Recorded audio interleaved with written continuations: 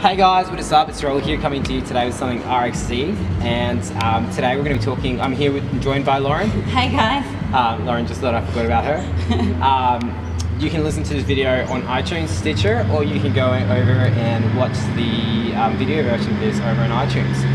We're going to be doing a video version of all these podcasts from now on, guys. So make sure to check that out if you want to put a name to a face and see who's talking to you. So today we're talking about the Open. We're reminiscing on 16.4, which my butt can very vividly remember right now because I decided to give it a go twice within 24 hours. Why does your butt hurt? My butt's like totally fine. My glutes are so sore. We're going to talk about, this episode's all about how to improve your performance with nutrition. We both have undertaken a 28-day challenge, 4-week challenge for nutrition. And I know I've seen massive improvements in just my ability to do lots of bodyweight movements and just in general how I'm feeling about metcons and stuff. So where do we start? What do you think about the 16.4? I don't know how I felt about 16.4. I'm still not sure how I felt about 16.4. I think it was like, it wasn't hard, it was just long and sweaty. And it was like you didn't know how to break it up. Well, for me, I was like, I started out too hard, then I was like, oh shit, I better slow down because it's gonna get too heavy. And then, I don't know, I had to find a way to break it up so I didn't destroy my back. I tend to get a sore back for most of those movements. Yeah, your back pulled up pretty good. Totally fine. I think like I just found a better way to break it up and try to stick with it so that I didn't push it too much to end up with a strained back. I think if I had done it twice like you though, might have ended up a little bit sore. See, my back was fine. I just felt it like I was trying to squat the deadlift a bit more to try and save my back, and I don't know, I felt it in my quads, I felt it in my probably glutes, probably the most. Like every minute right now that we're talking, they're getting a little bit sore. It could be the other front squats that I did though. I'm not heap sure, but I'm pretty sure it's the deadlifts. Yeah, I waited the wall balls killed me. Like I just really suck at wall balls. You're pretty slow on that. So I was like, pick up that damn ball. So I tried 16.4 yesterday, and to anyone listening, and I did maybe 20. I did 20, and then I was pretty much down to 5s. And I retried it today, and I made sure to break up the deadlifts a lot, and my set went almost unbroken. So it was definitely a lot better to just do one big set, suck it up. With the wall balls? Yeah, rather than, I feel like the second you put the wall ball down, it's a lot harder to get yourself to keep moving, for myself anyway. Yeah, see, I thought the wall balls were going to be the easy part. That was probably generally would have been my most favourite part of the whole workout, but I ended up breaking them up heaps. Like normally I do wall balls unbroken like easy. I don't know why though, like, nah, my shoulders had it. I was worried as we were doing the wall balls, like I just kept thinking like, I remember thinking yesterday, breaking it up so that my shoulders wouldn't be so fatigued for the handstand push-ups. But I feel like there was enough of a break between your calories to differentiate your wall balls and your handstand push-ups. I don't think they would have played too much of a factor. Did you feel like they played much of a factor? Oh look, my traps were just killing me on that row. Like with every pull, my traps were just like hard and painful. That I definitely noticed it when I went to the handstand push-ups. Yeah, I don't know. I found it hard to want to go too fast in the calories. Like I think I was trying to hold like 1,000 or 950, and I knew that even if I went a little bit harder, it wouldn't have made too much of a difference. From yesterday doing the handstand push-ups, I realized that I could just probably do one big set to begin with and just get lots of reps out, and then just do whatever I had. Whereas yesterday I was really conservative and I tried 10, and then like I just felt like I just went down to 5s, and then I think I was down to 3s or 2s on those handstand push-ups. Yeah, I don't know about those. Like, I either should have done like one mega set and just not stopped, or I should break them up more. I did 15 and then I was like, actually I should probably stop, otherwise I'm gonna burn out. But trying to go back up again, it ended up getting really hard. Yeah. I was like, I either should have kept going and not stopped, or broken them up more. So I ended up with 28 reps in the handstand push-ups, but I think everything after 15 felt hard after I rested. That sound is just really challenging, and you could see that on the leaderboard with people like, ex-Games athletes or even current Games athletes who, I found a lot more people get stuck on the handstand push-ups than I thought would, or I found a lot more people on that leaderboard just not get into that many deadlifts. I was reading on the internet about people's opinions on what people's handstand push-up standards were, and I don't know. There's some videos that I've seen where it's just like I'm pretty sure the heels didn't go over the line once, and I'm not going to mention who. Yeah. But have you seen any of the videos going around? Yeah, like that would have to be the movement in the open that's been the most varied.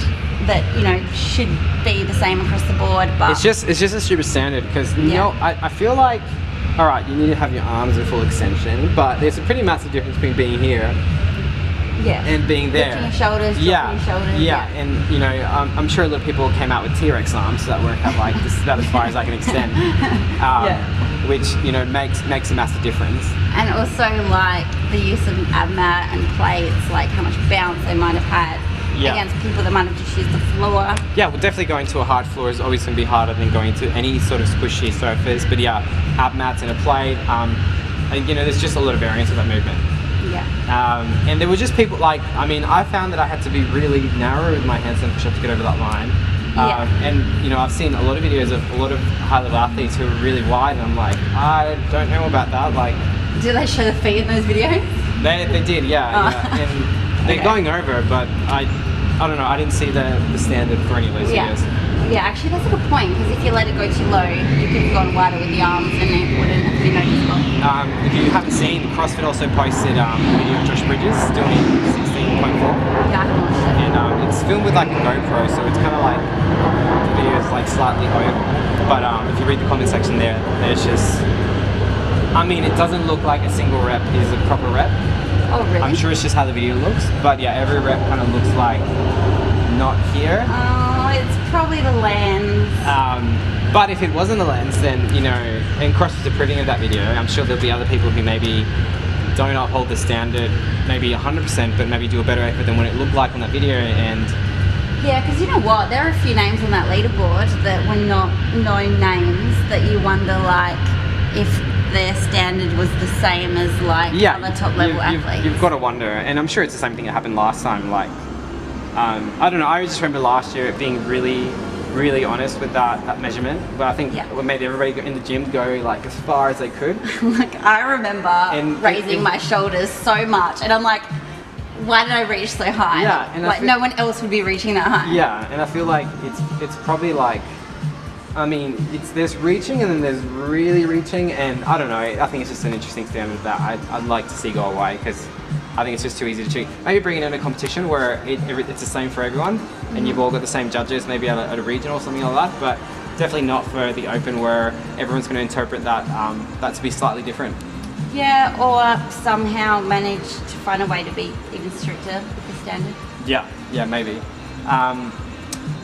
Now, today's topic, for people listening, is how to improve your performance with nutrition, and we want to basically just talk about our 28-day challenge that we've just undertaken. We're just going to take a small break, and when we come back, we're going to get into that.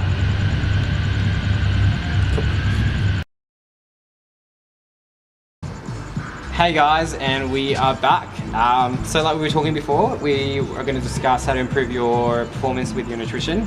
Both of us have just undergone a 28-day nutrition challenge. Do you want to tell the listeners about what we did? Yeah, so we had a challenge at our box called the New You Challenge, which was basically about just helping people with their mindset and their goal setting, just to be really successful in not just weight loss, just reaching training goals, but getting healthy. So it could have been a weight loss challenge if that's what your goals were, but it was more about just eating right to help fuel performance and just getting the most out of your training. And so we just really found that improving the diet, the nutrition side of things, just made the biggest difference to training in general. So it wasn't necessarily about upping your training, but you probably just naturally upped your training because you're feeling a lot more energized from eating so well. Yeah, so what, at the start I found it really challenging to like be so strict with my diet, but after 28 days and having lost 8 kilos, so it's 8 kilos now on the scale. Oh wow, well done. I just feel so good, and I don't know, like I think I remember I went up to I'll probably just say it, I went up to see a CrossFit Games competitor who's over here in our state, in our region, Amanda Allen. 3 years ago for help with muscle ups, and you know, she told me, I'll never forget it because it was like a big slap to the face, but she said, look, you could probably improve your muscle ups and you could work on getting stronger, or you could lose some kilos. I remember you telling me. And you know, I took it harshly, but I also took it like in a realistic sort of way. And you know, I wish I'd taken that advice like 3 years ago and hadn't put on the weight that I did end up putting on, because taking off these 8 kilos body weight wise, I feel like amazing with bar muscle ups, regular ring muscle ups, toaster bar, burpees, skipping feels a lot easier. Running is just like a humongous PR of just this 1 month. Do you feel like your weightlifting has been affected by it? So this is the thing. I feel like I've definitely felt like I didn't feel my strength drop. I just felt my energy levels drop the first 2 weeks of doing this. And what I did strategically was I trained less during that time. So, you know, that's something that I'm really big on. I think one of the biggest mistakes people do when they go on a nutrition challenge or any sort of healthy eating or diet, you know, you cut down your calories by heaps and then you up your training by heaps. And every time you up your training, you're going to get hungrier because you need fuel for your performance. Yeah. And what I did was just kind of like, in the greater scheme of things, I could probably have 2 weeks of training very little, you know, just kind of maintaining. Like I think I actually trained maybe twice. Yeah, I feel like I saw you maybe do 2 high intensity trainings. And they were both just the open workouts. Yeah. Maybe a couple of lighter sessions and then not a lot beyond that. Yeah, and I think I was okay with that, and I think that was a really good approach because my hunger levels were pretty low because and they were fine with the lower calorie intake. Yeah. With the fact that I wasn't trying to increase my training at the same time as I was lowering my caloric intake. Yeah. And that allowed me to, you know, once I adapted to having less calories, you know, be able to go back to regular training 2 weeks after that, which I thought was a really good strategy and something that... Well, it's like a big shock to the system if you were to completely change your diet and change the way that you train. So it's, you know, better to focus on one at a time. Yeah, definitely. Now, you know, what do you know, we both have coached a lot of people through, you know, nutrition, and we've done so many of these challenges. Where do you think most people go wrong in implementing, you know, just basic nutritional habits into their life? Well, certainly notice a lot of people just start to eat less, unfortunately, like automatically eating less and attempting to train more. And it really wasn't about eating less, it was just eating the right things. So they just needed to find what foods work for them. And, you know, a lot of people just sort of started to cut out carbs and their fat intake went up, and tried to explain that eating some carbs here and there was hardly going to kill them. And so it was really just getting people to understand when to eat the right foods around their training. We saw with the guys just kept eating a fair amount of food. It was just better food and a lot less alcohol, and they had like massive successes with it. Whereas the girls had probably less success and ate less. And it was just really interesting to see, like, the guys weren't going to let themselves go hungry, like, whereas the girls seemed to be more willing to do that. And this is where you know, so I think something that people need to understand is that men and women both lose weight at different stages and differently.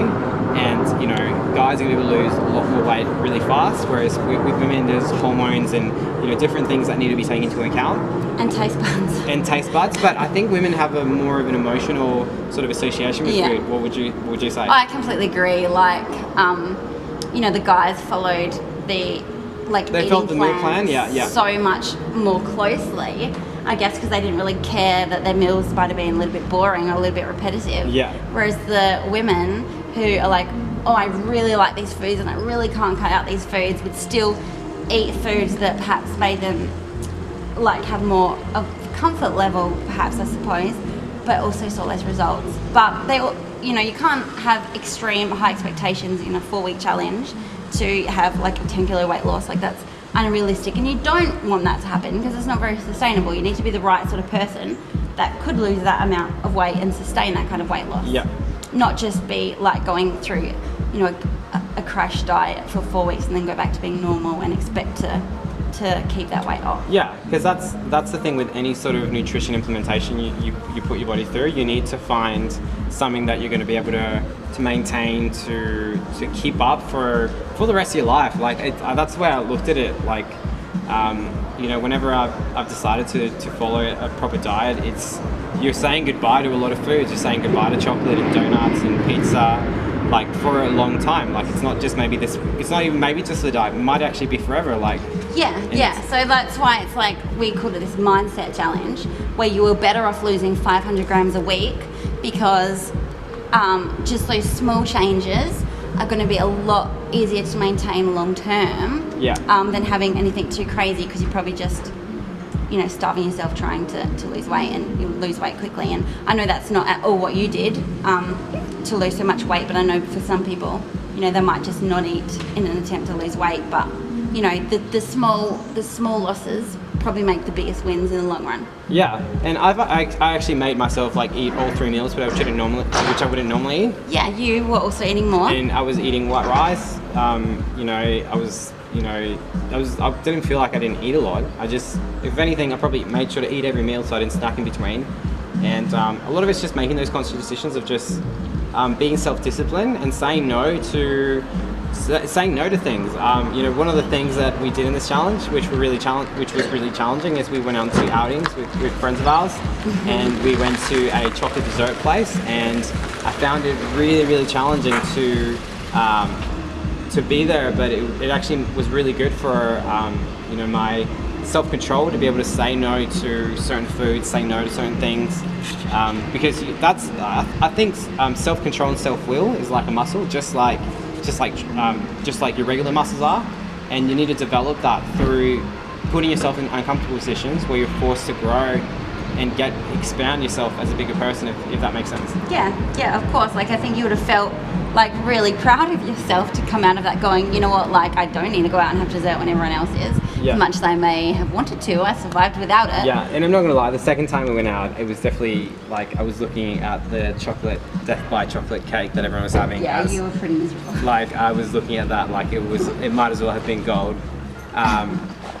Yeah, so that was definitely challenging, but you know, you look back and you take away something from that experience, and you realize, you know what, I didn't need that, and I can't survive without it, and I probably feel more comfortable now going to that sort of dessert place again and not making a bad decision because of putting yourself in those positions where you had to say no before, and then the more you say no, the more you get comfortable with saying no. Yeah, absolutely. Like I think you come out of it like not even feeling like you need to go like finally have a cheat meal. It's not like, I don't think anyone got to the point where like, oh, I can't wait to have that. Like I think everyone felt really good. Yeah, definitely. We're going to take one more break, guys, and we're going to come back. Hey guys, and we are back. So what we're going to talk about in this last little bit is going to be supplementation, carbohydrate intake, and just going to give you some, I guess, knowledge bombs on things you can actually implement into your own training and diet. So let's talk about carbohydrates a little bit. You know, carbohydrates and protein, people seem to overdo it way too much in the protein in general, especially in the fitness world where people have their pre-workout, their post-workout, their BCAAs halfway through their training, then they go eat chicken, then they might have another protein shake later, and people just have this obsession with just getting as much protein in as they can. Yeah, I think there's this misconception that the more protein you eat, the bigger you get, but that's not the case. Lift some weights and then you'll get bigger. And it's been proven that your body can only deal with so much protein and at one time. You know, the more research that gets developed through this and the more studies that come out, the more they start showing you that, you know, you can't actually consume or use all the protein that you're taking in. Yeah, it'll just store it as fat if you're overdoing it. Yeah, and you know, just making sure that, you know, you just realize that you need to have a good balance of all the macronutrients, you know, carbohydrates, protein and fats. People tend to take their carbs way too low, and that's actually one of the biggest things that we found at the beginning with a lot of athletes when we first started doing CrossFit and everybody was onto the paleo bandwagon. People would be like, man, I'm not feeling this CrossFit thing while following the paleo diet. Yeah. And a lot of that was because, you know, it's really not perfect. It isn't perfect, and it's hard to do CrossFit when you're doing paleo. You need carbs. You need carbs to improve your performance. You need carbs to fuel your performance, both pre and post. And I think one of the biggest mistakes people make is they take down their carbohydrate intake. All carbs aren't created equal, and I think a lot of people think that carbs just means rice. I mean, it's vegetables, it's fruits, you can get a ton of healthy carbs. What are some of your favorite carbs that you like to take, you know, just for your daily intake?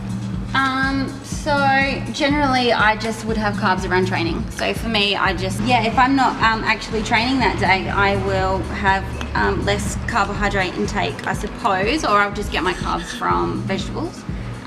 When I know I'm going to be training, maybe pre-training, I might have like half a banana, a bit of an energy spike, some carbohydrate spike to help energize you during your training session. Might have the rest of the banana post-training session. And then, you know, you might have some rice or sweet potato and more vegetables straight after at dinner time. I normally train at night, so it's perfect to eat straight after training and, you know, repair the muscles straight away, as opposed to just avoiding eating. Sometimes I think morning training and afternoon training, people just don't eat and they don't really refuel themselves. So. Yeah, what I found with carbohydrate intake is, you know, you want something that's really quick acting straight after training. So I'm at a loss for the word right now, but like simple carbs, so straight after training. So, you know, leave some of the more complex stuff as far away as you can from training, and leave the simple carbs as close as you can post training. So, you know, if there's one time when your body can, like, you know, take sugar and take you know, really glycogen fueled carbs, it's going to be straight after training, because all of that glycogen can get stored in your muscles as opposed to being stored in fat cells and fat stores. So, you know, having some type of sugar straight after training, it's probably going to allow you to speed up your recovery a lot more than, you know, having something sugary at a completely different time. And people can go, you know, there's different degrees to how overboard people go with it, but, you know, just something a little bit sweet, maybe like an orange or something like that, you know, can be done, will be a lot more beneficial to you straight after training than it might be, you know, 6 hours before training. And, you know, leaving things like maybe a banana or your complex carbohydrates like quinoa or your sweet mashed potato, all that sort of stuff, too far away from training as you can. Yeah, so what is something that you like to have pre and post training? I don't like to have any food pre-training. I'm not somebody who likes eating too much before training. I just don't like that feeling of being full. But post-training, you know, just probably something simple. So just honestly, just a little bit of milk. Is what I really like. Just, you know, just white milk. I find that, you know, just a good balance of protein, fats and carbohydrates. I would have before maybe done a big glass of milk, but now obviously on this diet it's just a moderate amount, maybe half a glass, something along the lines of that. I do like taking an orange afterwards. You know, just something like just a quick sort of sugary fruit, something like that. What are your thoughts on protein shakes and supplements like that? So I'm personally not somebody who's an advocate of protein shakes at all, and I've taken them in the past, and I don't take them any longer. And I'm not somebody who has ever wanted to get bigger, so, you know, it doesn't correspond with my goals. I found that they just made me bloated, and I just got fat whenever I took them. So I think protein is just something that gets overdone a lot. Yeah. I've never had any issues with maintaining strength or getting stronger. So for me, protein and being in that mindset has never been something that's been too much of a concern. And I find that you can get so much protein just from your daily intake anyway. Yeah, absolutely. I think people miss the point on that. I remember being young and just being like buying protein shakes every time I could, and just getting all these, bigger the tub the better, you know, the bigger the gains. But, you know, now that I've matured as an athlete and matured as a person, I definitely don't see as much of a need in the protein as I used to. Alright guys, that's all the time we have for today. If you want to find you, Lauren, where can they do so? Instagram at Lauren_CFDU. Very cool. If you'd like to follow myself, guys, at Raul_CFDU. And if you'd like to follow the podcast, make sure to follow us on Instagram at something_RXD. Subscribe to our YouTube channel if you're watching right now. And shoot through any questions you might have about what we talked about. Yeah, if you have any questions about nutrition, improving your performance, I need help with any of that sort of stuff, guys, just shoot us an email at info@somethingrxd.com. And you know, anything else, I'm sure you probably already know about it. Thank you very much for listening today, guys. Take care and peace. Right, okay. Cool.